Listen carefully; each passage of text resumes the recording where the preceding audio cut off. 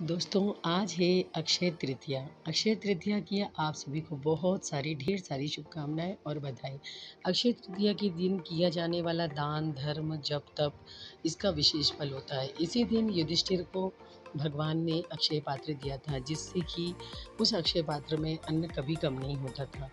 इसी दिन मटका, घी, सत्तू, शक्कर, मिश्री, दही, धूप, दीप सबका दान किया जाता है। कहा जाता है कि इस दिन अक्षय तृतीया के दिन जो भी दान धर्म किया जाता है वह अक्षय हो जाता है, उसका कभी नाश नहीं होता। घर में सुख समृद्धि और धन की प्राप्ति के लिए किया जाने वाला यह व्रत बड़ा ही पुण्यदायी है। इस व्रत के दिन गंगा का स्नान, नर्मदा का स्नान, सरजू का स्नान, नदियों का स्नान, तीर्थ यात्रा करना बहुत ही खुश और सफल माना जाता है, बहुत ही अच्छा माना जाता है। सुबह सुबह उठकर प्रातः काल में यदि आप गंगा स्नान करते हैं, दीपदान करते हैं, तो इसका असीम फल होता है। अक्षय तृतीया के दिन भंडारा कराने का भी मान्यता है। कहा जाता है कि इस दिन यदि आप गरीब को, ब्राह्मणों को अपने घर में भोजन कराते हैं या सूखा अन्न दान करते हैं तो इसका अक्षय फल होता है। कहते हैं कि इसी दिन भगवान परशुराम ने जन्म लिया था। परशुराम कौन थे? परशुराम जी जो थे वो विष्णु भगवान के छठे अवतार थे।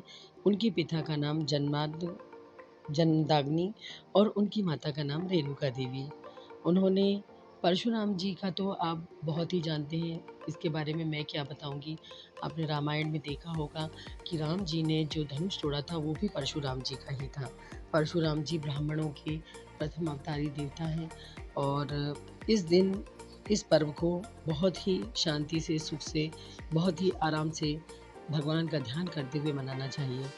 धरती पर गंगा को लाने वाले जो भागीरथ थे, उन्होंने इसी दिन गंगा को लेके आए थे।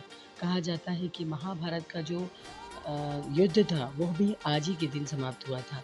दोस्तों, आपको एक बहुत ही अच्छी बात बताती हूँ, इसी दिन माँ अन्नपूर्णा का जन्मदिन भी मनाया जाता है।